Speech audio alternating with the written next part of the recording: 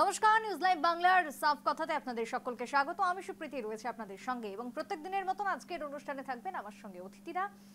তবে তারই সঙ্গে আজকের যে আলোচনার মূল বিষয়বস্তু সেটা এতক্ষণ আপনারা জানেন, বুঝতেই পারছেন যে এসআইআর ইতিমধ্যেই বাংলায় শুরু হয়ে গেছে এসআইআর এবং এসআইআর শুরু হতে না হতেই বিএলওদের একদিকে যখন চলছে ট্রেনিং, ঠিক তার পাশাপাশি আজকে মঙ্গলে দেখা গেছে বাড়ি বাড়ি বিএলওরা সেখানে ফর্ম বিলি করা হচ্ছে এসআইআর এর এবং তার সঙ্গে রাস্তাতে অন্যদিকে নেমেছেন মমতা বন্দ্যোপাধ্যায়, অভিষেক বন্দ্যোপাধ্যায়। সবকিছুকে ঘিরে আজকে মঙ্গলে মহারণ বাংলার বুকে লক্ষ্য করা গেছে। একদিকে ভয় আতঙ্ক, ঠিক অন্যদিকে দাঁড়িয়ে এসআইআর এর বিরোধিতা তৃণমূলের। সবকিছুকে সামনে রেখে কোথাও গিয়ে কি নন ইস্যুকে ইস্যু বানানো হচ্ছে বাংলার বুকে। আর এই যে ভয়, এই যে আতঙ্ক, এই যে আত্মহত্যা, সেই আত্মহত্যা থেকে সাধারণ মানুষকে সঠিক জ্ঞান, সঠিক তথ্য দেওয়ার দায়িত্ব তাহলে কার? নির্বাচন কমিশনের, নাকি সেই জায়গায় তৃণমূল বা বিজেপি শাসক বিরোধীর এই যে তরজা, সেই তরজাতে চিরে চ্যাপ্টা জনতা? এই নিয়ে থাকবে আজকের আমাদের এই আলোচনা। কিন্তু তার আগে এসআইআর কে কেন্দ্র করে যে বিভ্রান্তি, যে প্রশ্ন মানুষের ভুরি ভুরি উঠছে প্রতিদিন এবং যার কারণে ভয় ভীতি থেকে আত্মহত্যার পথ, সেই এসআইআর ঠিক কি, সেই সম্পর্কে রাখবো আজকে শুরুতেই আমাদের প্রতিবেদন, তারপরে ফিরবো আলোচনায়।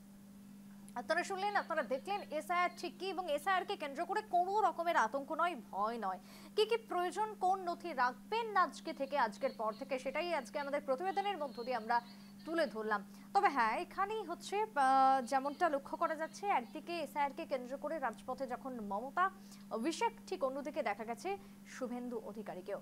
অর্থাৎ এসআইআর শুরু হতেই রাজপথে আজকে যুযুধান দুই শিবির, শাসক বিরোধী। আমি সরাসরি চলে যাব আলোচনাতে। আজকে আমার অতিথি হিসেবে থাকবেন একদিকে তৃণমূলের পক্ষ থেকে আলী আয়াজ ইতিমধ্যে জুড়ে গেছেন, অন্যদিকে বিজেপির পক্ষ থেকে প্রণয় ঘোষ এবং তারই সঙ্গে রাজনৈতিক বিশ্লেষক হিসেবে মৃত্যুঞ্জয় চন্দ থাকছেন আমার সাথে, বাংলা থেকে 3 প্রতিনিধি। অন্যদিকে আমাদের প্রতিনিধিরা আজকে ছড়িয়ে ছিটিয়ে রয়েছেন রাজ্যের বিভিন্ন প্রান্তে, অর্থাৎ বাংলার আনাচে কানাচে, এবং এসআইআর কে কেন্দ্র করে যে বিএলওরা ফর্ম বিলি করছেন সে নিয়ে আজকের দিনভরের যে খবরাখবর রয়েছে তুলে ধরবো এই পর্বের মধ্য দিয়ে।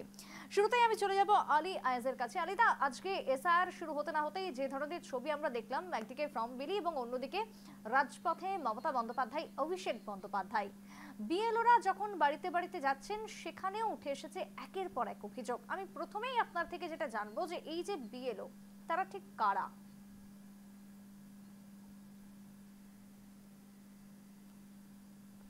শুভ সন্ধ্যা আপনাদের সকলকে এবং নিউজ লাইভ বাংলাকে জানাই এবং জানিয়ে প্রথমেই এটা বলতে চাই যে বিএলও কারা, সেই প্রশ্নের উত্তর ইলেকশন কমিশনার ভালো দেবেন। আমরা তো সমাজকর্মী, আমরা তো আপনাদের প্যানেলে বসে নিজেদের মত বিনিময় করি। আর বিএলও কারা সেটা সম্পূর্ণটা বিহারে যেমনভাবে ইলেকশন কমিশনাররা চয়ন করেছিলেন, ঠিক তেমনভাবেই এই বাংলার ক্ষেত্রে ইলেকশন কমিশনার এবং ইলেকশন কমিশন চয়ন করেছেন বিএলও কারা। তো সেই চয়ন প্রক্রিয়াতেও ইলেকশন কমিশনের অনেক ত্রুটি আছে, যেখানে ওনারা সম্পূর্ণভাবে গাইডেন্স বা সম্পূর্ণভাবে তাদের সিকিউরিটি প্রবল করতে পারবে না, বা এই ধরনের কিছু ভুলচুক দেখা গেছে, যেখান থেকে বিএলওরাও যারা স্কুল টিচার বা আইসিডিএস কর্মী তারাও অনেক রকমভাবে বিভিন্ন ট্রেনিংয়ে তারা বিক্ষোভ দেখিয়েছে ইলেকশন কমিশনারের বিরুদ্ধে। তো আমাদের আজকের জননেত্রী মমতা বন্দ্যোপাধ্যায় এবং জননেতা অভিষেক বন্দ্যোপাধ্যায় 48 ঘন্টার নোটিশে কলকাতার রাজপথে যেমনভাবে জনসমুদ্র দেখা গেছে, এতে সম্পূর্ণ এই চিত্রটা পরিষ্কার যে এই এসআইআর কে মান্যতা সাধারণ আম জনতা দিচ্ছে না, কারণ এটা মানুষের মধ্যে প্যানিক সৃষ্টি করছে।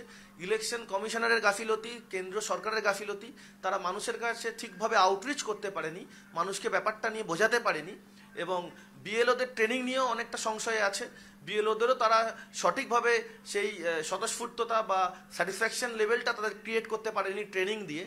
সেই জন্যই আজকে ইলেকশন কমিশন এবং কেন্দ্র সরকার বিএলও থেকে শুরু করে সাধারণ আম জনতা সকলের তোপে পড়েছে।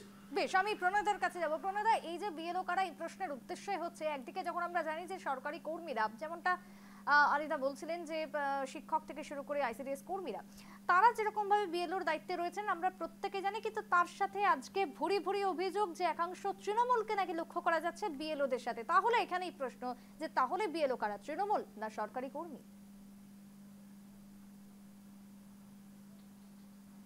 সেটা আমরাও দেখেছি, আমরা লক্ষ্য করেছি যে জায়গায় জায়গায় তৃণমূলের কর্মীরা বিএলও হিসেবে ঢুকে গিয়েছেন। তো আমরা বলতে চাই, যারা সেইখানে নির্বাচন কমিশন যাদেরকে বিএলও হিসাবে নির্ণয় করেছেন তাদেরকে দিয়েছেন, কিন্তু তার যদি কোনো এই ধরনের রাজনৈতিক ব্যাকগ্রাউন্ড থেকে থাকে সেটা তার বিষয়, তার মৌলিক অধিকার। কিন্তু সেখানে আমি কথা আপনি হলো, বলার বা বিজেপি এটা নিয়ে কোনো স্টেটমেন্ট তৈরি করার কেউ নয় বলে মনে করি। আমরা চাই যারাই বিএলও হয়েছে নির্বাচন কমিশন সেটা সঠিকভাবে নির্ণয় করবেন কারা তৃণমূলের কর্মী, কারা সত্যিকারের বিএলও। যারা বিএলও হয়েছেন তারা যেন তাদের কাজটা যথাযথভাবে পালন করে, এটাই আমাদের দেখার বিষয়। তারা যদি কোনো রকম ভাবে পক্ষপাতিত্ব করার চেষ্টা করে, আমরা জানি তৃণমূল সেটা করানোর চেষ্টা করবে, তৃণমূল চেষ্টা করবে তাদেরকে প্রভাবিত করার জন্য, বিএলওদের দিয়ে অনৈতিক কাজ করানোর চেষ্টা তারা বারবার করার চেষ্টা করবে। কিন্তু আমরা আশা করি যারা ডিস্ট্রিক্ট আধিকারিক আছেন নির্বাচনী, যারা এই আরো আছেন, যারা নির্বাচনের সম্পূর্ণ দিকগুলি দেখছেন, সেই নির্বাচন কমিশন সেই সব বিএলওদের দিকে সতর্ক দৃষ্টি রাখবেন, তারা যাতে কোনো রকম ভাবে অনৈতিক ভাবে কোনো কিছু করতে না পারে, কোনোভাবে আমি আলিদার কাছে আবার যাব। আলিদা, এই যে বারবার উঠে আসছে যে কোনো রকমের অনৈতিক কাজ যেন তৃণমূল করতে না পারে বা যেন কোনো প্যানিক সৃষ্টি না হয়, যেমনটা আপনি শুরুতেই নিজেই বলছিলেন, এই যে প্যানিকের কথাটা যখনই আসছে, এই প্যানিকটা আসছে কোথা থেকে? কেন মানুষ আজকে আত্মহত্যার পথ বেছে নিচ্ছে এসআইআর আতঙ্কে? কেন সেই জায়গায় আপনারা বাংলায় যখন একটি রুলিং পার্টি হিসেবে রয়েছেন, দায়িত্বশীল পার্টি হিসেবে, আপনাদের কি দায়িত্ব নয় এই প্যানিক থেকে দূর করা মানুষকে? একদম সমসাময়িকভাবে সেই দায়িত্বটা সেন্ট্রাল গভর্নমেন্ট, সেই দায়িত্বটা ইলেকশন কমিশনারেরও ছিল, যে রাজ্যের মুখ্যমন্ত্রীর সঙ্গে রাজ্যের গভর্নমেন্ট যে সরকার আছে তাদের সঙ্গে বসে, তাদের সঙ্গে মত বিনিময় করে, তাদের সঙ্গে একটি সুচারু রুট ম্যাপ তৈরি করে এই ফিল্ড ওয়ার্কটা করার। কিন্তু তারা কোনো রকম কনফিডেন্স, কোনো রকম কোঅর্ডিনেশন না করে রাজ্য সরকারের সঙ্গে তারা শুধুমাত্র ইলেকশনের আগে বিহারকে যেমনভাবে ব্যতিব্যস্ত করেছে, বাংলাকে তেমনভাবে ব্যতিব্যস্ত করে ইলেকশনের আগে একটি বিশৃঙ্খলতা তৈরি করার জন্য, মানুষের মধ্যে প্যানিক তৈরি করার জন্য তারা এই এসআইআর নামে এই যেটাকে আমরা বলি স্পেশাল ইন্টেন্সিভ রিভিশন, এটা অ্যাকচুয়ালি একটি ইনভিজিবল রিগিং বাংলায় চালু করছে। আস্তে তা শুরু হলো এবং আপনারাও সেটা বললেন। আমরা দুঃখিত যে বিজেপির এবং শুভেন্দু অধিকারীর হুমকিতে ছটা প্রাণ তারা আত্মবলিদান দিল, তারা সুইসাইড করলো এই এসআইআর এর ভয়তে। বেশ, এই যে এসআইআর এর ভয়তে আত্মহত্যা বা সুইসাইড যে কথা আজকে উঠে আসছে, শুধুমাত্র এসআইআর নয়, বিভিন্ন ক্ষেত্রে আমরা দেখেছি এরকম আত্মহত্যার ঘটনা উঠে এসেছে এর আগেও। আমি যাব পরবর্তী প্রশ্নে, তবে এই মুহূর্তে মৃত্যুঞ্জয় বাবু রয়েছেন আমার সাথে, জুড়ে গেছেন রাজনৈতিক বিশ্লেষক, স্বাগত জানাচ্ছি মৃত্যুঞ্জয় বাবুকেও। প্রণয় বাবু, ঠিক যেমনটা আমরা আলোচনা করছিলাম যে প্যানিক অ্যাটাক এই মুহূর্তে দাঁড়িয়ে যেটা বাংলার বুকে সব থেকে বেশি লক্ষ্য করা যাচ্ছে, একদিকে যেরকম তৃণমূলের এটা দায়িত্ব রয়েছে, ঠিক অন্যদিকে বিজেপি বা নির্বাচন কমিশনেরও তো এই দায়িত্বটা রয়েছে, সঠিক তথ্য মানুষের কাছে তুলে ধরা। তাকে আপনারা অস্বীকার করতে পারবেন?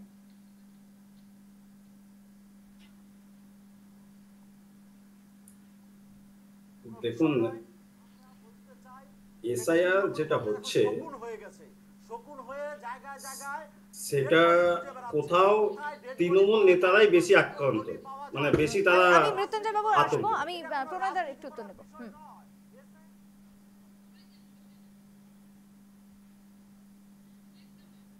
থেকে এসআইআর শুরু হয়েছে, এসআইআর অতীতে হয়েছে, বর্তমানে হচ্ছে, ভবিষ্যতে হবে, এটা সবাই জানে।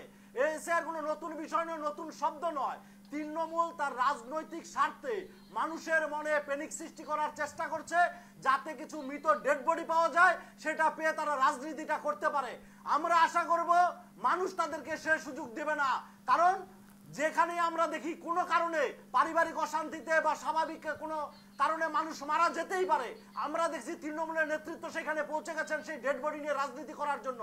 আমরা বলবো এটা নিয়ে রাজনীতি করার কোনো বিষয় নয়, এইসব ঘৃণ্য রাজনীতি চক্রান্ত বাদ দিন।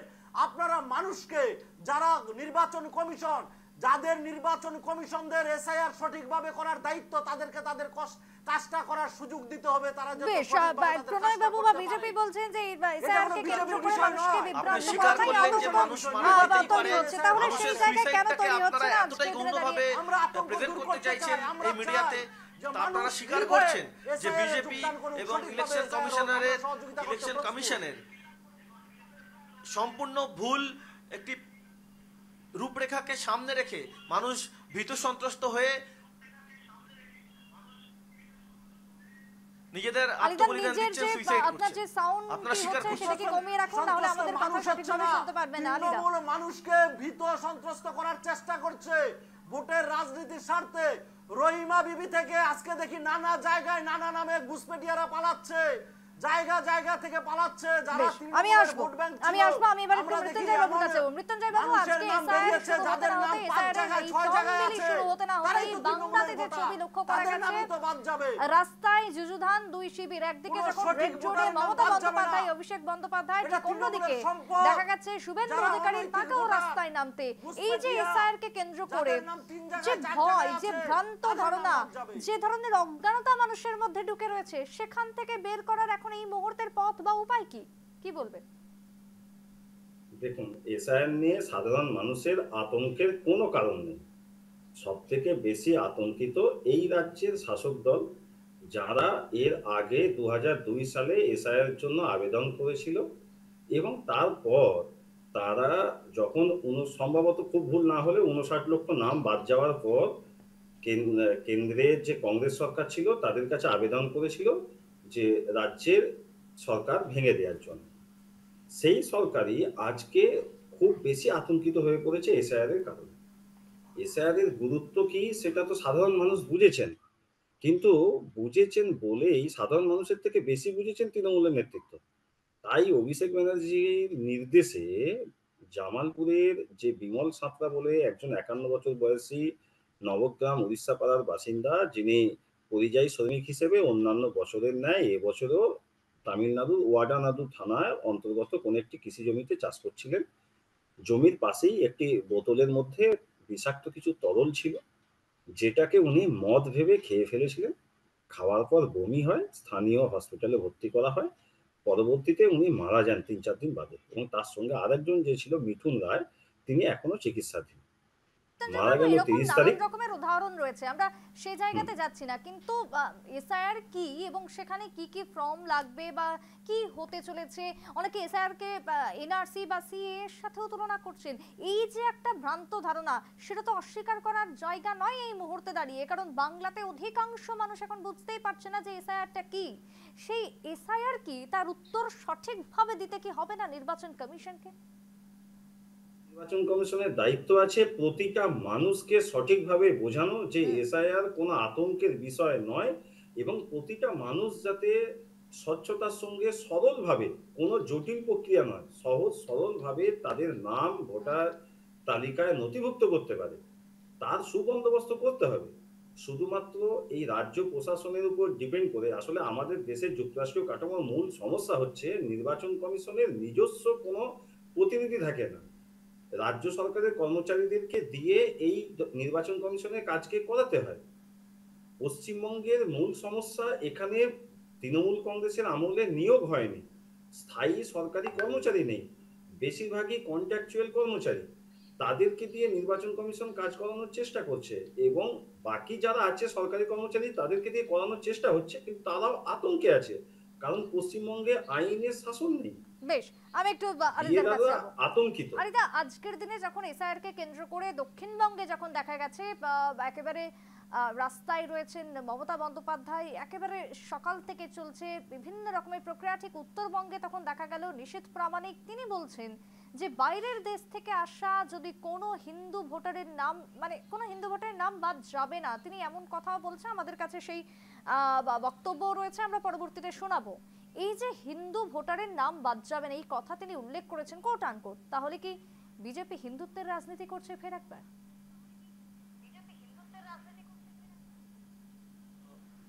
স্বাভাবিকভাবেই আপনার প্রশ্নের জবাব আমার কাছে নয়, আপনার প্রশ্নের জবাব আপনার নিজের কাছে এবং তথা এই সমগ্র ভারতবাসীদের কাছে আছে। তারা তো ধর্মের মেরুকরণ নিয়েই রাজনীতি করছে, এবং আপনি যে রাজনৈতিক নেতার নাম উল্লেখ করলেন তথাকথিত সে বিজেপি নেতা নিশীথ প্রামাণিক, তার নিজেরই হয়তো অস্তিত্ব, সে বাংলাদেশের বাসিন্দা, এসআইআর এ যদি এমন কিছু হয় যে মানুষকে এপার থেকে ওপারে পাঠানোর প্রক্রিয়া বিজেপি চালায় বা ইলেকশন কমিশন চালায়, তো হয়তো নিশ্চিত প্রমাণিকের সামনের সারিতে সেই লিস্টে তার নাম থাকবে। এবং মেরুকরণের রাজনীতি বা হিন্দুত্ববাদী রাজনীতি তারা তো করে আসছে এবং এই নিয়ে তারা সমগ্র ভারতবর্ষ জুড়ে হানাহানি চালাচ্ছে। তো এটা নতুন কিছু নয় বিজেপির ডিকশনারিতে। প্রণয়দা, বাংলাদেশের মানুষদের দেখুন, এই পশ্চিমবঙ্গের যত নাগরিক আছে বাঙালি, তাদের প্রায় 60 থেকে 70% মানুষ ওই বাংলা থেকে এসেছেন। তাদেরকে কোনোভাবে তৃণমূল অপমান করতে পারে না। সেই ছিন্নমূল মানুষগুলোকে যারা মান সম্মানের ভয়ে, শুধু মান সম্মানে বাঁচানোর জন্য সমস্ত কিছু ত্যাগ করে দিয়ে শুধুমাত্র সেই আমাদের ভগবান যাকে আমরা বলি, যাদেরকে আমরা দেবতা বলে পূজা করি, সেই ঠাকুরকে বুকে নিয়ে চলে এসেছেন এই পারে শুধুমাত্র ধর্মীয় সংস্কৃতিকে ভালোবেসে, সভ্যতাকে, সংস্কৃতিকে বাঁচিয়ে রাখবে বলে। আমরা জানি তৃণমূলের তাদের প্রতি নানা রকম বিদ্বেষ আছে, কিন্তু এই বিদ্বেষ এখানে কোনো কাজে দেবে না। কারণ একটা হিন্দুকে এখান থেকে তাড়ানো যাবে না, তাদেরকে নাগরিকত্বের অধিকার থেকে বঞ্চিত করা যাবে না। তৃণমূল বারবার এটা চাচ্ছে। আমরা জানি ভারতবর্ষে দুই শ্রেণীর রাজনীতি হচ্ছে এখন বর্তমানে। আমরা যদি বলি একটা হলো পরিবারতন্ত্রের রাজনীতি, পরিবারতান্ত্রিক রাজনীতি হচ্ছে পরিবারকে বাঁচিয়ে রাখার রাজনীতি, যেটা তৃণমূল করছে। আরেকটা রাজনীতি হলো আলিদা, অপামর জনসাধারণের কথা এখন চিন্তা করে ভারতীয় পরিবারতান্ত্রিক সভ্যতা রাজনীতি সংস্কৃতিকে করছে, মানে যেটা ঠিক বাঁচানোর একটা সময় রাজনীতি। কংগ্রেসের ক্ষেত্রে আমরা আমরা এই অভিযোগ ভারতীয় তুলতাম, এখন সভ্যতা তৃণমূলের সংস্কৃতিকে ক্ষেত্রে অভিযোগ বাঁচানোর করছে রাজনীতি বিজেপি। করছি। আলিদা। আর তৃণমূল হলো পরিবারতন্ত্রকে বাঁচিয়ে রাখার রাজনীতি করছে।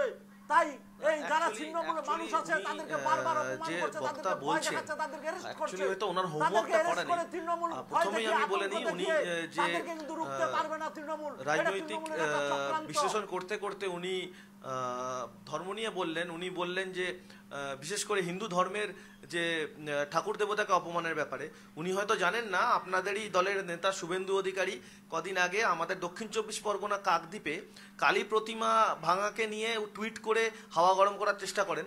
পরবর্তীকালে দেখা যায় যে বিজেপি একজন কর্মী, তথাকথিত আরএসএস কর্মী, তার নাম নারায়ণ সামথিং, সে এটা বিজেপির কর্মী, এটা প্রমাণিত, এটা মদ তৃণমূলের খেয়ে কর্মী। এবং মদের তৃণমূলের কর্মী আসক্ত এটা। হয়ে সে ওই যার কথা প্রতিমার বলছেন তার বাবা মাথাটাকে প্রেসের সামনে ভাঙে দাঁড়িয়ে বলেছেন, এবং আমার পরবর্তীকালে ছেলে সেটা তৃণমূল একটি কংগ্রেস করে, মেরুকরণের আমরা চেষ্টা তৃণমূল হয়, সেটা কংগ্রেসের নিয়ে কর্মী। ধর্ম নিয়ে হানাহানি মানুষকে করার চেষ্টা হয়, বিভ্রান্ত করবেন সেটা না। ভুল প্রমাণিত হয় এবং প্রেসের সেখানে সামনে দেখা এসে, যায় যে সাংবাদিকদের সামনে বিজেপিরই এসে সদস্যরা মানুষকে সেই ভুল বোঝানোর প্রতিমা চেষ্টা ভাঙার করবেন না। কাণ্ডতে বেশ, আমরা জড়িত। এবার অন্য এবং প্রসঙ্গে চলে গেছি, অন্য আরেকটা প্রসঙ্গে কথা চলে গেছি। আমরা যেটা এই যেটা মুহূর্তে বললেন, প্রবীণ সেটা কাছে কোচবিহার পরিবারতন্ত্র থেকে। যদি প্রবীণ দেখতে স্যার, হয় বলবো এই মুহূর্তে তাহলে প্রেম। তারা তৃণমূল কংগ্রেসের সম্পদ। আর বিজেপি শুধুমাত্র হিন্দুত্বের রাজনীতি করে প্রবীণ না, আছে এই মুহূর্তে, বিজেপি প্রবীণ। একটা সভ্যতা সংস্কৃতির রাজনীতি করে। এই সভ্যতা সংস্কৃতির মানুষ হিন্দু, মুসলিম, বৌদ্ধ, খ্রিস্টান, জৈন, পার্সি, ইহুদি যে কেউ হতে পারে। যারা এই সভ্যতাকে ভালোবাসে, সভ্যতাকে, সংস্কৃতিকে সম্মান করে, তারাই আমাদের সম্পদ, তাদেরকে আমরা ভালোবাসি, তারাই বেশ, ভারতবর্ষের থামাবো। নাগরিক। বলতে গেলে আমি ওইখানটা আমাকে ইন্টারাপ্ট করা হলো। পরিবারতন্ত্র বলতে হলে আপনি দেখে নিন, জয়সা আজকে বিসিসিআই আইসিসির হেড হয়ে বসে আছেন। সে কিন্তু নরেন্দ্র মোদী এবং অমিত শাহর চরণামৃত পান করেই বসে আছে। অমিত শাহ ছেলে বলে না, আজকে আমরা সে অন্য বসে প্রসঙ্গে আছে। চলে গেছি, তো অন্য প্রসঙ্গে চলে গেছি। আমি এই মুহূর্তে প্রবীরের কাছে নতুন যাবো। করে দেবার কিছু প্রবীর নেই। জুড়ে গেছে আমার বিজেপি সাথে। প্রবীর, নেতা মন্ত্রী, MLA এই যে আজকে এসআইআর কে কেন্দ্র করে আমরা এই মুহূর্তে আলোচনায় রয়েছি এবং সেখানে বিজেপি তৃণমূল অভিযোগ পাল্টা অভিযোগ চলছে, অর্থাৎ সকাল থেকে যেমনটা দেখছিলাম রাজপথে দুই শিবিরই নেমেছে। একদিকে মমতা বন্দ্যোপাধ্যায় অভিষেক তখন অন্যদিকে শুভেন্দু অধিকারী, তিনিও রাস্তায় রয়েছেন। নিশীথ প্রামাণিকের বক্তব্য, সব মিলিয়ে বলা যায় যে এসআইআর কে কেন্দ্র করে জল ঘোলা তৈরি হচ্ছে, মানে নন ইস্যুকে কি তাহলে ইস্যু বানানো চলছে বাংলার বুকে? প্রবীর, দেখো, খুব স্বাভাবিক, কারণ 26-এর নির্বাচনের আগে এটা কিন্তু একটা খুব বড় সিদ্ধান্ত নির্বাচন কমিশনের, যে এসআইআর চলছে এবং বিশেষ করে বাংলায় যে কথা বারংবার চলছে যে দুই পক্ষ কিন্তু মূলত একেবারে রাজনৈতিক ময়দানে নেমে গেছে।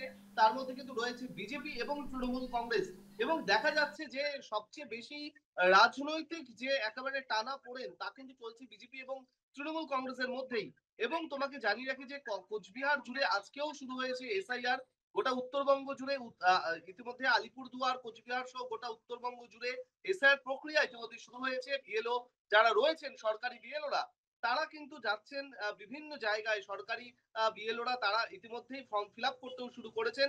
তবে সুষ্ঠুভাবে বিস্তীর্ণ এলাকায় সার্বিকভাবে এই এসআইআর প্রক্রিয়া হয়েছে, তবে কোথাও কোথাও বিচ্ছিন্নভাবে কিছু ঘটনা ঘটেছে, যেমন মাথাভাঙাতে সেখানে দেখা গেছে সেখানে কিন্তু এলাকাবাসীরা তারা তাদের ভোটার তালিকায় নাম নেই বলে তারা পথ অবরোধ করে বিক্ষোভ দেখিয়েছেন। অন্যদিকে ছিটমহল ইস্যু, যেটা উত্তরবঙ্গের কোচবিহারের অন্যতম একটি গুরুত্বপূর্ণ ইস্যু, সেখানকার বাসিন্দারা তারা দাবি করছেন যে যেহেতু তাদের 2015 সালে তাদের নাগরিকত্বের অধিকার মিলেছে, তাহলে 2002 সালের তারা প্রয়োজনীয় নথি কি করে দেবেন?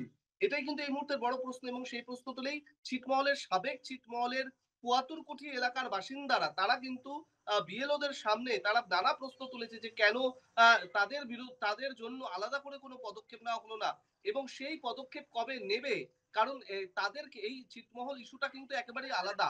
এবং তোমাকে জানিয়ে রাখি যে ইতিমধ্যেই রাজনৈতিক টানাপোড়েনও কিন্তু শুরু হয়ে গেছে, কারণ বিজেপি তৃণমূল একে অপরকে দোষারোপ করতেও শুরু করেছে নানাভাবে, এবং তৃণমূল কংগ্রেসকে দেখা যাচ্ছে তারা কিন্তু মূলত এদিন বিভিন্ন ক্যাম্প খুলেছে কোচবিহার জুড়ে, যেখানে তাদের সহযোগিতা করা হবে, এসআইআর সম্পর্কে সাধারণ মানুষকে বোঝানো হবে, এমন ইস্যুকে সামনে রাখা হয়েছে।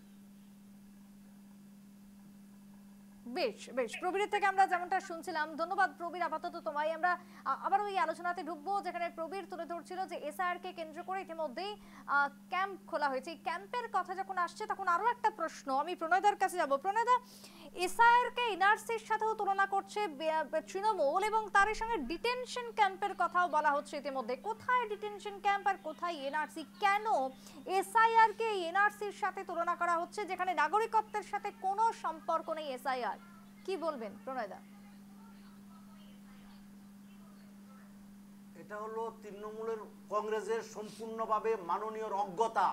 তৃণমূল কংগ্রেস তার নেতৃত্ব এবং তার কর্মীদের মাঠে নামিয়ে দিয়েছে যেন তেন প্রকারে বাংলা একটা বিশৃঙ্খলার পরিবেশ তৈরি করার জন্য, যেন তেন ভাবে বিএলও যারা আছেন তাদেরকে বিতর্কিত করার জন্য, নির্বাচন কমিশনকে বিতর্কিত করার জন্য, যারা সাধারণ মানুষ আছেন তাদেরকে ভয় দেখিয়ে, ভীতি দেখিয়ে, সন্ত্রস্ত করে যেন তেন ভাবে এসআইআর কে ভন্ডুল করে দেওয়ার তিনি চেষ্টা করছেন। কখনো বিএলও হিসাবে তৃণমূল কর্মীদের ঢুকিয়ে দিচ্ছেন, কখনো ডিটেনশন ক্যাম্পের কথা বলছেন, কখনো এনআরসির কথা বলছেন। এনআরসি এক বিষয়, এসআইআর এক বিষয়। এনআরসির সঙ্গে এসআইআর কোনো সম্পর্ক নেই, এখানে ডিটেনশন ক্যাম্পের কোনো বিষয় নেই। তিনি বারবার চাচ্ছেন মানুষকে বিভ্রান্ত করতে, তিনি শকুন হয়ে চেষ্টা করছেন এখানে বডি জোগাড় করতে, লাশ জোগাড় করতে, লাশের রাজনীতি করতে।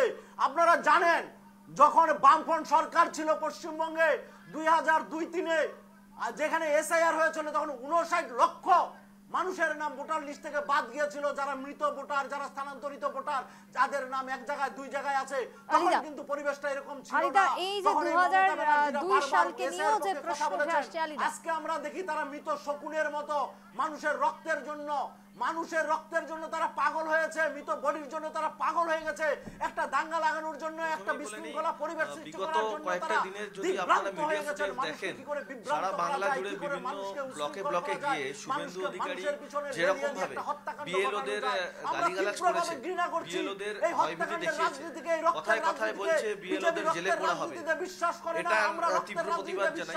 ওনারা যে বলছেন যে তৃণমূল কংগ্রেস বিশৃঙ্খলতা তৈরি করছে, আপনারা মিডিয়া ফুটেজে প্রমাণ পাবেন বিশৃঙ্খলতা অ্যাকচুয়ালি তৈরি করছে বিজেপি এবং তাদের নেতৃত্বরা, যেখানে শুভেন্দু অধিকারীর মতন নেতারা ওপেন মাইকে বলছেন যে বিএলওদের ঘাড় ধাক্কা দিয়ে তিহার জেলেও পাঠানো হবে, আন্দামান সেলুলারেও পাঠানো হবে, এই ধরনের উক্তি উনি করে যাচ্ছেন।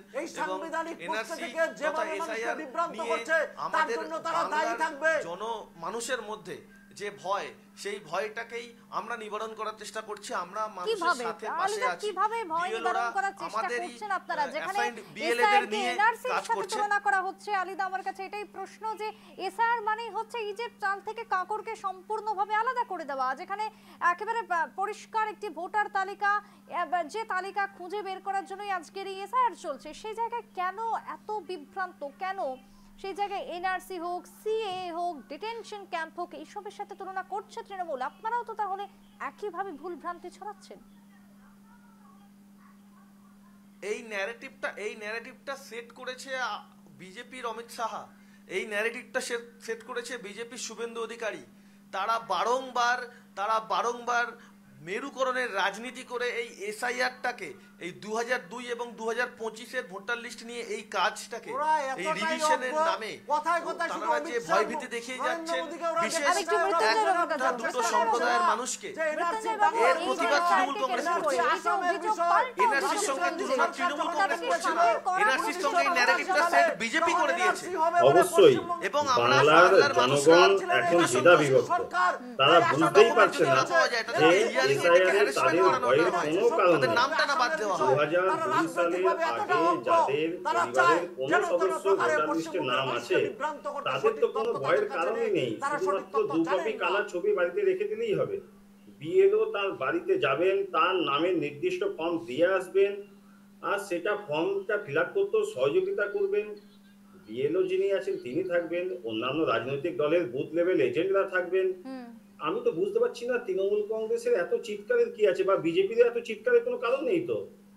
যে চিৎকার তারা রাস্তায় করছেন সেই চিৎকার রাস্তায় না করে সাধারণ মানুষের বাড়ি বাড়ি গিয়ে ফর্মটা যদি ফিল আপ করে দেন তাহলেই তো সমস্যার সমাধান হয়ে যায়। কেন বাংলার মানুষকে আতঙ্কিত করার চেষ্টা করছে এই রাজ্যের শাসক দল, আমি সেটা বুঝতে পারছি না।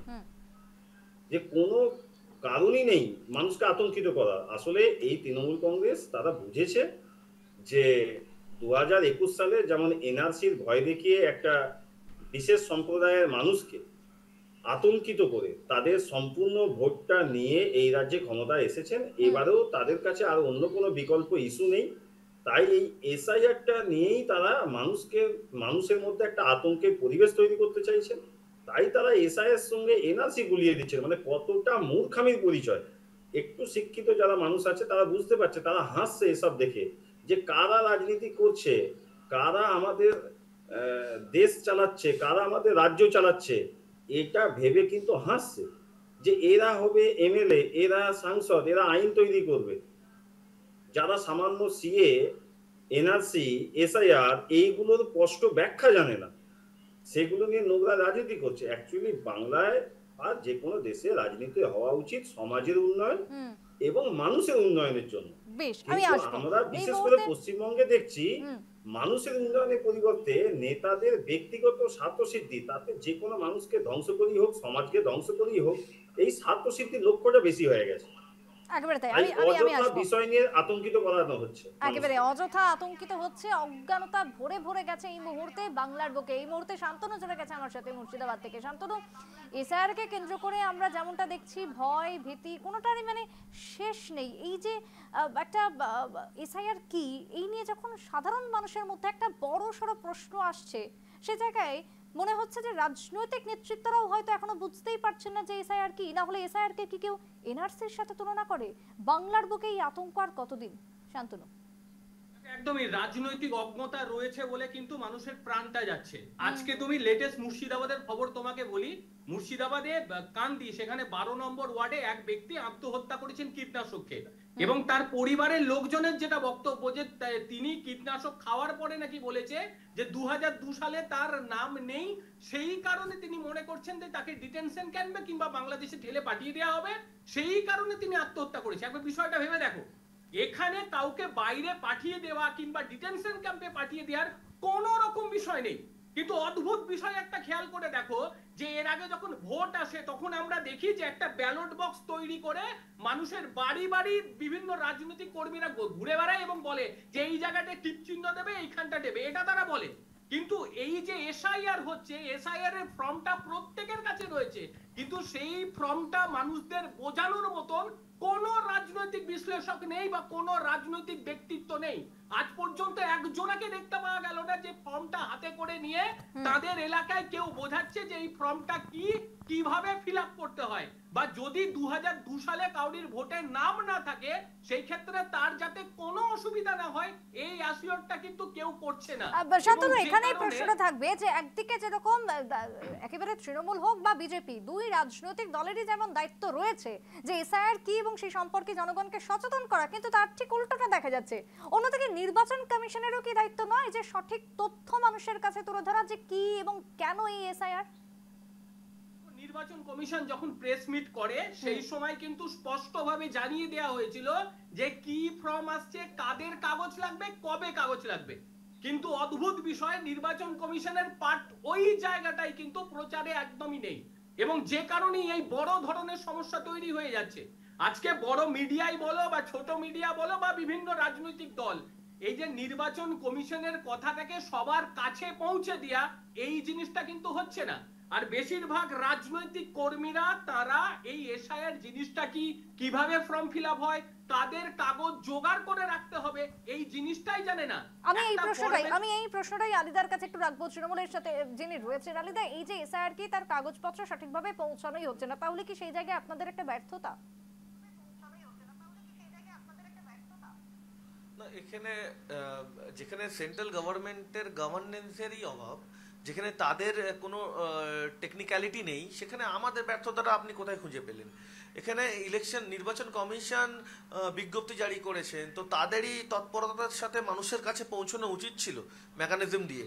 তারা অ্যাড প্রমোশন দিয়ে বা তাদের বিএলওকে এই মাত্র এসআইআর এর যখন নির্ঘণ্ট বাজলো, 1 সপ্তাহ বা 2 দিনের 3 দিনের ট্রেনিং দিয়ে বা 15 দিনের ট্রেনিং দিয়ে তাদেরকে ফিল্ড ওয়ার্ক করানো উচিত হচ্ছে না আমরা মনে করি। কারণ দেখুন, আজকে যখন এই ইনিউমারেশন ফর্মটা নিয়ে দরজায় দরজায় বিএলওরা যাচ্ছে, এই যে বিএলও যে স্কুলের টিচার বা আইসিডিএস কর্মীগুলোকে অ্যাসাইন করা হচ্ছে, তারা সেই পাঠ বা সেই পাড়াটাকে তারা চেনে না, অনেকে এরকম আছে। সেখানে বিএলএদের সাহায্য নিতে হচ্ছে, এবং সেই বিএলএরা রাজনৈতিক দল এবং তথাকথিত তৃণমূল কংগ্রেসের যদি বিএলএ হয়ে থাকে বা যে কোনো রাজনৈতিক কর্মী যদি সে বিএলএ হয়ে থাকে অন্য অন্য দলের, তাদের হেল্প নিয়ে বিএলওদের যেতে হচ্ছে।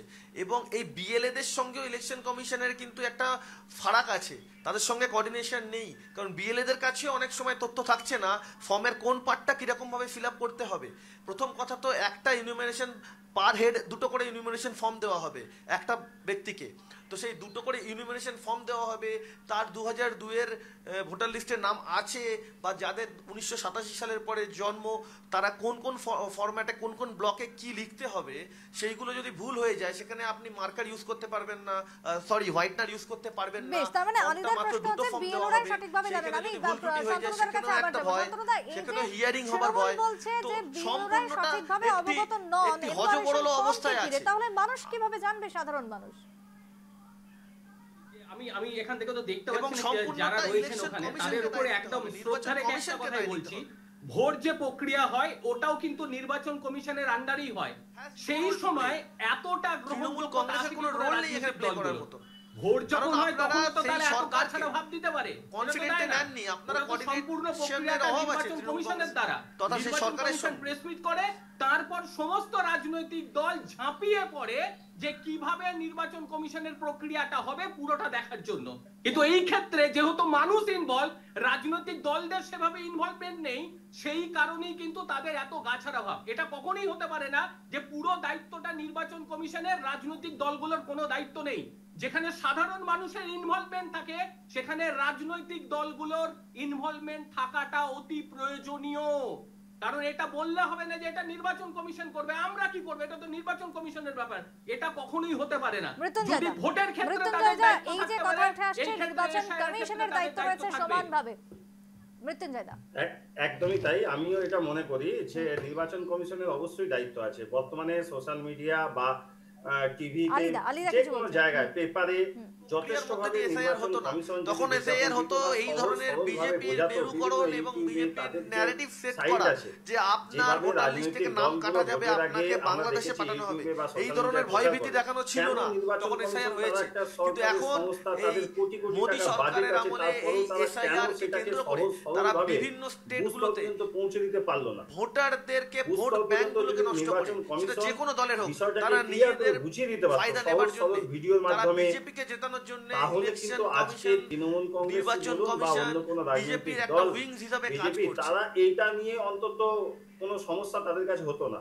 এবং আমি দায়িত্ব নিয়ে বলছি, বেশ কিছু নেতা, আমি সব দল রাজনৈতিক দলের নেতাদের কথাই বলছি, আপনি দাঁড় করিয়ে জিজ্ঞাসা করবেন তারা এই বিষয়ে পড়াশোনা করেনি, শুধুমাত্র তাদের নেতাদের ভিডিও দেখেছে, তাদের নেতাদের বক্তব্য শুনেছে, সেই বক্তব্য শুনে তারা ফিল্ডে নেমে পড়েছে। তাদের কাছে কোনো গাইডলাইন নেই। নির্বাচন কমিশনের উচিত ছিল একটা গাইডলাইনকে ব্যাপকভাবে প্রচার করা, সেটা করেনি শান্তনুদার বলেই কাছে আমি কিন্তু আবারও আজকে যাবো। তৃণমূল শান্তনুদা, এই যে কংগ্রেস এই 2002 সালে এসআইআরকে নিয়ে ভোটার রাজনীতি লিস্টে করার নাম সুযোগ নেই, পাচ্ছে। এই আতঙ্কে অধিকাংশ মানুষ আজকে আত্মহত্যার পথ বেছে নিচ্ছেন। 2002 সালে ভোটার লিস্টে নাম থাকুক বা না থাকুক, তার সাথে তো কোনো ভয়ভীতি হওয়ার কারণ নেই, কারণ এর পেছনে একাধিক রাস্তা রয়েছে এসআইআর এ নাম বাদ না যাওয়ার ক্ষেত্রে। তারপরও এই 2002 কেন বারবার এই সালটার কথা উঠে আসছে? একদমই, কারণ এই 2002 সালের যে কথাটা উঠে এসেছে তার কারণ নির্বাচন কমিশনের ওয়েবসাইটে এখন বর্তমান সময়ে যেটা দেয়া রয়েছে সেটা হচ্ছে 2002 সাল, এবং এই 2002 সালকে ধরি প্রত্যেকের যে বিষয়টা এটা কিন্তু দেখা হচ্ছে। কিন্তু বাস্তব ক্ষেত্রে নির্বাচন কমিশনের তরফ থেকে আরো কিছু তথ্য দেয়া হয়েছে যেগুলো আমাদের কাছে হাইট, যেগুলো এখনো পর্যন্ত আমাদের সামনে প্রচারে আসছে না।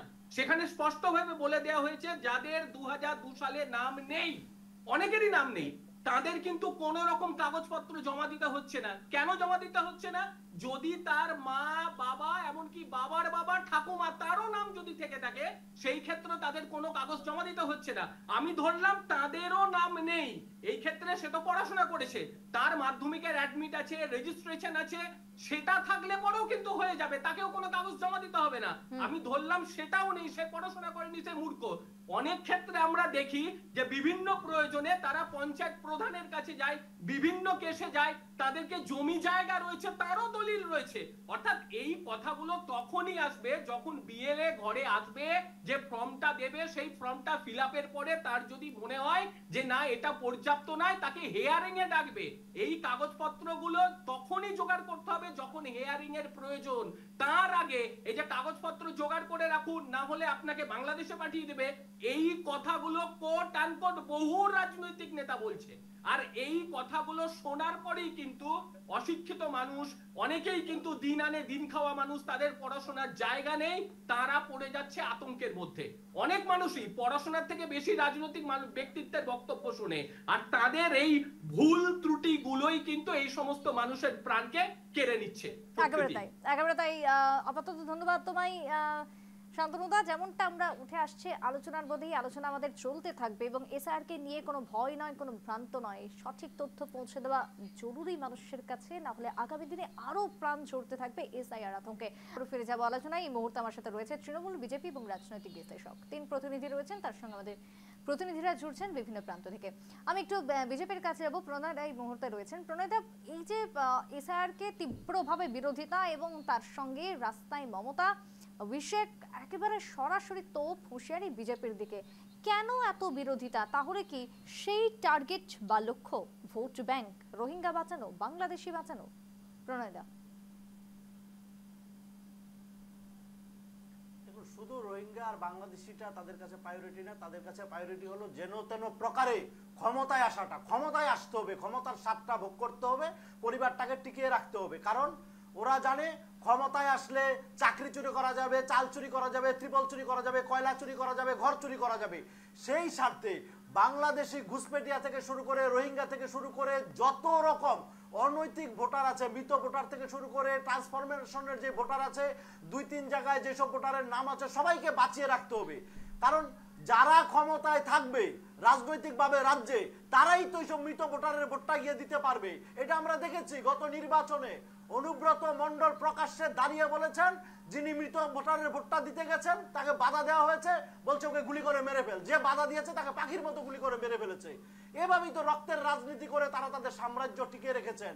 তাই তাদের দরকার আছে রোহিঙ্গা ভোট, তাদের দরকার আছে বাংলাদেশি ভোটার, ঘুষপেটিয়া ভোটার, তাদের দরকার আছে মৃত ভোটার, তাদের দরকার আছে যাদের নাম 2-3 জায়গায় আছে সেসব ভোটার। কিন্তু বিজেপির বা অন্য রাজনৈতিক দলের সেসব ভোটারের দরকার নেই। তাই আমরা চাচ্ছি একটা স্বচ্ছ ভোটার, স্বচ্ছ রাজনৈতিক ব্যবস্থা, স্বচ্ছ ভোটারের নির্বাচনে নির্বাচিত আপনি একটু চিন্তা করে দেখুন তো, যারা নির্বাচনের সঙ্গে যুক্ত আছে এইসব আধিকারিকরা কিন্তু বাংলার কর্মচারী, রাজ্য সরকারের কর্মচারী, যারা বিএলও আছেন, সেইখানে বর্ডার শেয়ার করছে মায়ানমারের সঙ্গে এবং বাংলাদেশের সঙ্গে। আজকে তৃণমূল বলছে তাদের কোনো যোগ্যতা নেই, তাদের কোনো ন্যারেটিভটা সেট করে দিচ্ছেন। এটা খুবই দুঃখের যে রোহিঙ্গা বাঁচানো, আরে রোহিঙ্গাটা বাংলায় বা রোহিঙ্গাটা পশ্চিম বাংলায় আসবে না কোথায় থেকে? রোহিঙ্গাটা যাদের উপর থেকে আসবে, যেখান থেকে ট্রেস পাস করবে, সেইগুলোই তো বিজেপি শাসিত অঞ্চল, বিজেপি শাসিত রাজ্য। আপনারা সেখানে তাহলে এসআইআর শুরু করুন। আপনারা সেখানে এসআইআর করছেন না, আপনারা পড়ে আছেন বিহার ও বাংলা নিয়ে।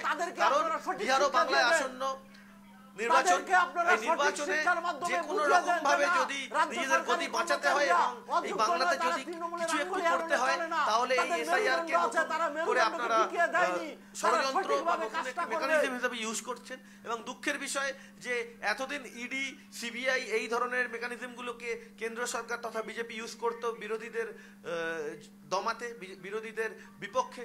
এখন নতুন করে নির্বাচন কমিশন তাদের এই লিস্টে সংযোজন হয়েছে, তারাই এসআইআর এর মাধ্যম দিয়ে চেষ্টা করছে বিরোধীদের বন্ধরোধ করার, মমতা বন্দ্যোপাধ্যায়কে উৎখাত করার। কিন্তু জনপ্লাবন আজকে কলকাতায় প্রমাণ করেছে এই দুদিনের ইন্টারভ্যালে যে ধরনের মানুষ, যে রূপে মানুষ আজকে রাস্তায় রাজপথে হেঁটেছেন মমতা বন্দ্যোপাধ্যায়, অভিষেক বন্দ্যোপাধ্যায়ের সঙ্গে আগামী নির্বাচনে এই এসআইআর এর করার পরিপ্রেক্ষিতে মানুষ আপনাদেরকে বাংলা থেকে মুছে দিতে চলেছে। এবং এই যে ৬টি প্রাণ গেল, এই প্রাণ, এই আত্মবলিদান, এই সুইসাইড বাংলার মানুষ ভুলবে না। এই এসআইআর কে কেন্দ্র করে বিজেপি তথা শুভেন্দু অধিকারী যেমন ভাবে প্যানিক, যেমন ভাবে বিশৃঙ্খলতা সৃষ্টি করছে, ভুল ন্যারেটিভ, ভুল ইনফরমেশন ছড়িয়ে বাংলার মানুষ ভোট বাক্সে প্রমাণ দেবে বিজেপিকে হারে হারে টের পাবেন। আপনারা মানুষের সঙ্গে খেলছেন, আপনারা তাদের আবেগের সঙ্গে খেলছেন, আপনারা বেছে বেছে মৃত্যুঞ্জয়দা, এই যে ছবি আজকে আমরা যখন দেখছিলাম দিনভর, তখন মমতা বন্দ্যোপাধ্যায় বেশ কিছু বক্তব্য এসেছে। তার কথা বললেই বলছেন বাংলাদেশী, যে কথায় কথায় স্বাধীনতার বাংলা এতগুলো কথা বললে বছর বলছেন পর কি বাংলাদেশী। প্রমাণ দিতে হবে আমরা ভারতীয়? নজরুল, রবীন্দ্রনাথ ঠাকুরের মমতা ব্যানার্জির কাছে প্রশ্ন করতে চাই, এই বাংলা শিক্ষিত মানুষ যে 2002 সালে উনি কেন বলেছিলেন যে বাংলায় এসআইআর হওয়া প্রয়োজন, কারণ বাইরে থেকে বাংলাদেশি ভোটারদের ঢুকিয়ে এই বাংলার ভবিষ্যৎকে নষ্ট করা হচ্ছে, বাংলার জনবিন্যাসকে পাল্টে দেওয়া হচ্ছে, বা তৎকালীন শাসক দল তারা ক্ষমতায় টিকে আছে এই ভুয়ো ভোটারের উপর। উনি ওইটা জানতেন, আর সেই পথ অবলম্বন করেই উনি বাংলাদেশ থেকে এবং অন্যান্য রোহিঙ্গাদেরকে এই বাংলায় রেখে তাদের ভোটেই জিতেছেন। আপনারা যদি ভোটার তালিকার যে আপনাদের মন্ত্রী, আপনাদের সাংসদ, সে তো নিজেই বাংলাদেশী, তাকে বাংলাদেশে পাঠান। এই নিশ্চিত প্রমাণিক যে নামটা কিছুক্ষণ আগে উল্লেখ করেছিলেন, আপনি একটা সহজ বিষয় বুঝুন, আপনার বাড়িতে আগে বাংলাদেশে পাঠান। আর প্রথম কথা, রোহিঙ্গা, আপনাদের জিওগ্রাফিটা উইক আছে মনে হচ্ছে। রোহিঙ্গা বাংলাতে কি করে প্রবেশ করবে? রোহিঙ্গা মায়ানমার থেকে উড়ে উড়ে এই সূক্ষ্ম বিষয়টা উড়ান খাটলা ম্যাটে করে কি চলে আসবে নাকি বাংলায়? সেখানে ত্রিপুরা, আসাম থেকে আসতে হবে। তো সেগুলো সম্পূর্ণ তো বিজেপি শাসিত অঞ্চল, রাজ্য। এই রাজ্যের এসআইআর করতে হলে আগে সেখানে করতে হবে। তখন সে করে। আপনারা বাংলা নিয়ে পড়ে আছেন, আপনারা বিহার নিয়ে পড়ে আছেন। ক্ষমতায় টিকে থাকার জন্য সামান্য টাকার বিনিময়ে অন্যান্য দেশের মানুষদেরকে এই রাজ্যে ভুয়ো নথি দেয়। এবং আমরা ভোটের সময় দেখেছি যে মৃত ব্যক্তি ভোট দিয়ে চলে যায়। এছাড়া বিভিন্ন রাজ্যে তার বিহারেও ভোটারের নাম আছে, বাংলাতেও আছে। আমি জানি কয়েকজনকে যাদের আলিদা বারবার প্রশ্ন তুলছেন যে বিজেপি শাসিত রাজ্যে কেন হচ্ছে না এসআইআর, যার মধ্যে গুজরাটে ইতিমধ্যে চলছে এই ফেজে। অন্যদিকে অসমের ক্ষেত্রে একটি সম্পূর্ণ অন্য নিয়ম রয়েছে, অন্য আইন রয়েছে, তাই সেই জায়গায় আপাতত নয়, তবে পরবর্তীতে হবে। অন্যান্য রাজ্যের ক্ষেত্রে প্রশ্ন তুলেছে তৃণমূল। প্রণয়দা, এসআইআর সমস্ত রাজ্যে হবে। আপনারা দেখেছেন বিহারও বিজেপি শাসিত, বিজেপি জোট সরকারের শাসনে ছিল, সেখানে এসআইআর হয়েছে। বাংলায় এসআইআর হচ্ছে, সম্পূর্ণ কোনো বিজেপি শাসিত রাজ্য নয়, কোনো অবিজেপি শাসিত রাজ্য নয়।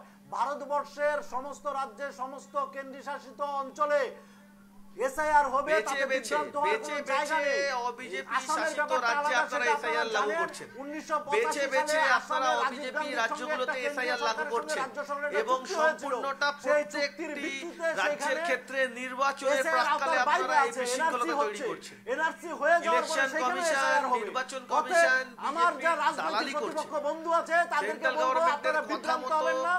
নির্বাচন হওয়ার ঠিক প্রাক্কালে তার আগে আগে বেছে বেছে এসআইআর লাগুর চেষ্টা চলছে।